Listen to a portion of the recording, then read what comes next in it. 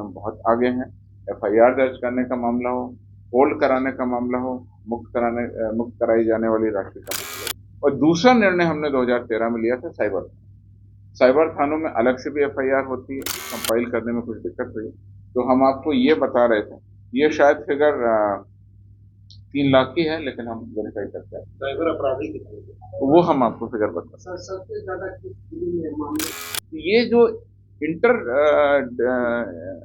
Organisation जो पैसे का ट्रांसफर है उसको देखिए, एडीजी जेस गंगवार ने साफ तौर पर कह दिया है कि जो भी साइबर अपराधी हैं वो अब जल्द से जल्द ये काम छोड़ दें, नहीं तो उनको अब हवालात में जाना पड़ेगा। मैं आपको बता दूं कि आज बिहार पुलिस मुख्यालय में एक संवाददाता सम्मेलन आयोजित किया गया था, जिसको संबोधित करते हुए एडीजी जेस गंगवार ने साफ तौर पर जो जानकारियां दी हैं कि अभी तक 1930 जो साइबर क्राइम से रिलेटेड जितनी भी शिकायत है उस पर दर्ज कराई जाती है, उस पर साइबर क्राइम से रिलेटेड लगभग 40,000 कॉल आए हैं, जिसमें से 28,000 जो है साइबर क्राइम से संबंधित कॉल थे। वहीं उन्होंने ये स्पष्ट कर दिया है कि 12,000 से अधिक जो ऑनलाइन जो फॉर्म भरे जाते हैं साइबर क्राइम संबंधित जो है वो शिकायत दर्ज करवाई गई थी।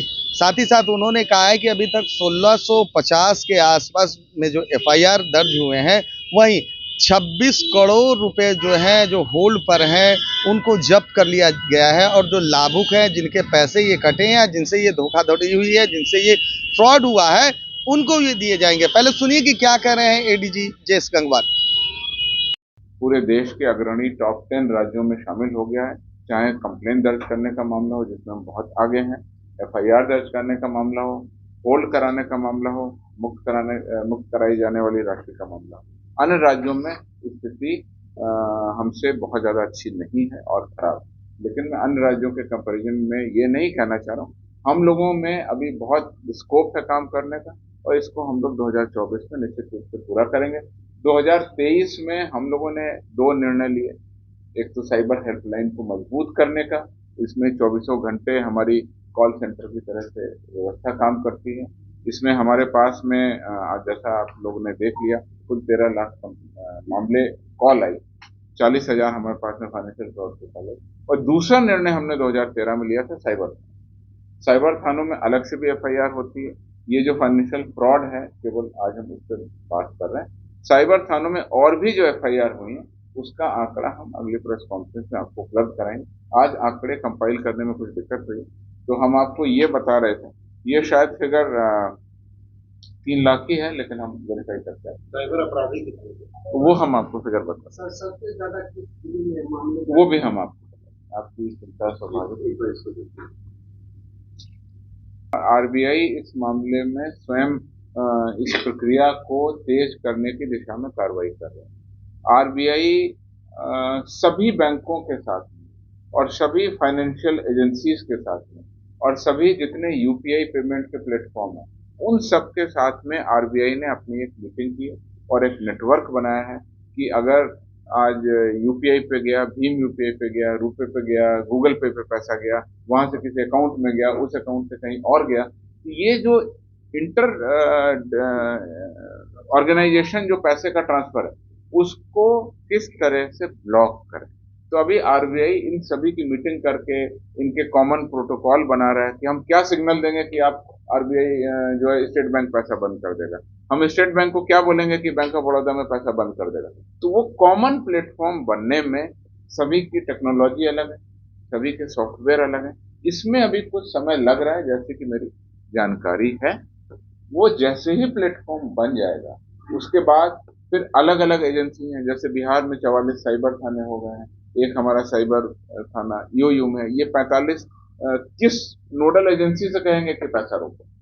आप समझ रहे ना, ये बहुत तरह के कोऑर्डिनेशन की दिक्कतें हैं, लेकिन उन कोऑर्डिनेशन की दिक्कतों के बावजूद हम लोगों ने इतने सारे पैसे अभी होल्ड करा लिए और अब वापस दिलाने की दिशा में भी हम कार्रवाई कर रहे हैं।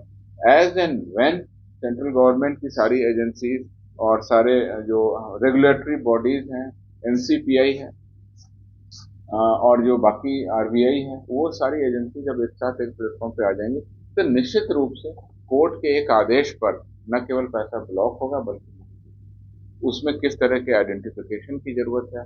कई बार विक्टिम अलग अलग जगहों पे रह करके FIR दर्ज कराते हैं, फिर पैसा लेने के लिए उनको कहाँ पे आना है, ये बहुत सारी चीजें हम लोग साइबर वर्ल्ड में साइबर क्षेत्र में बहुत तेजी से काम करके लोगों को राहत दिलाने के लिए काम करते हैं।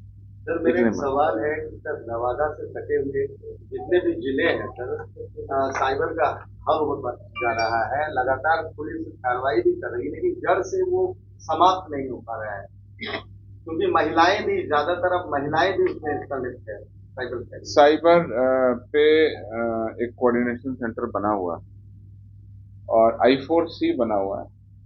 तो I4C के कोऑर्डिनेशन के तहत एक रीजनल कोऑर्डिनेशन मैकेनिज्म बनी हुई है, जिसमें बिहार, झारखंड और यूपी के जो बॉर्डरिंग एरिया हैं जहाँ पे साइबर क्राइम ज्यादातर प्रकाश में आते हैं, उन पर लगातार छापेमारी करते हुए और दो एजेंसीज के आपस में कोऑर्डिनेशन का जो मैकेनिज्म है वो बिहार में डेवलप हो गया, झारखंड में डेवलप हो गया।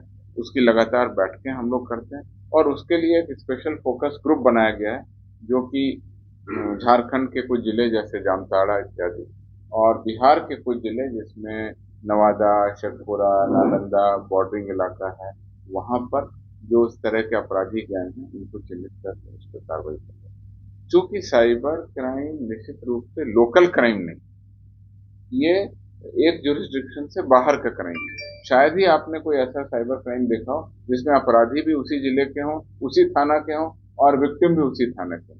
सामान्यतः ये देखा जाता है कि बाहर के राज्यों में होने वाली ठगी के तार बिहार से अगर जुड़ते हैं तो बिहार राज्य में होने वाले लोगों के साथ में जो ठगी है उसके तार बिहार के बाहर मध्य प्रदेश, राजस्थान, जो ये मेवात का इलाका है, हरियाणा का और वहां के राज्यों से जुड़ते हैं।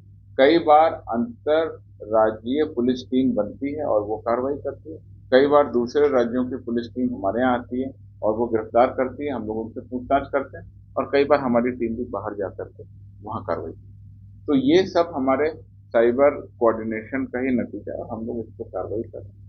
धीरे धीरे अब टेक्नोलॉजी ऐसी बढ़ रही है और टेक्नोलॉजी का हम लोग उपयोग कर रहे हैं कि अगर कोई भी पैसा कहीं पर जाएंगे तो वहां पर हमको ब्लॉक करने की सुविधा अगर उपलब्ध हो जाएगी तो निश्चित रूप से अपराधियों को उसमें कोई सक्सेस नहीं मिलेगा और इस तरह से क्राइम कम। एक और सवाल था सर, तो आपने साफ तौर पर सुना कि ADG जेस गंगवार कहते हुए नजर आ रहे हैं कि जो साइबर क्राइम से जो भी साइबर क्राइम करते हैं, साइबर क्रिमिनल है, वो सावधान हो जाए, क्योंकि बिहार पुलिस जो है 1930 के जरिए उन तमाम लोगों की पहचान करने में जुटा है। साथ ही साथ जितने लगभग 8,500 से ऊपर जो है सिम को लॉक किया गया है ट्राई को बोलकर। साथ ही IMEI जो नंबर है जिस मोबाइल का वो उपयोग करते हैं उसका IMEI नंबर भी लॉक कर दिया गया है। जिस तरह से बिहार पुलिस लगातार जो है साइबर अपराधियों के खिलाफ जो मुहिम चला रही है, कहीं ना कहीं रंग लाती हुई नजर आ रही है। अब देखना ये होगा कि जिस तरह से जो साइबर अपराधी हैं बिहार में बेलगाम है, कहीं ना कहीं पुलिस से डरे हुए इधर उधर भाग रहे हैं और घटना को अंजाम दे रहे हैं, आखिर वो कब पकड़े जाते हैं। बने रहिए हमारे साथ और देखते रहिए नेशन सिटी लाइव।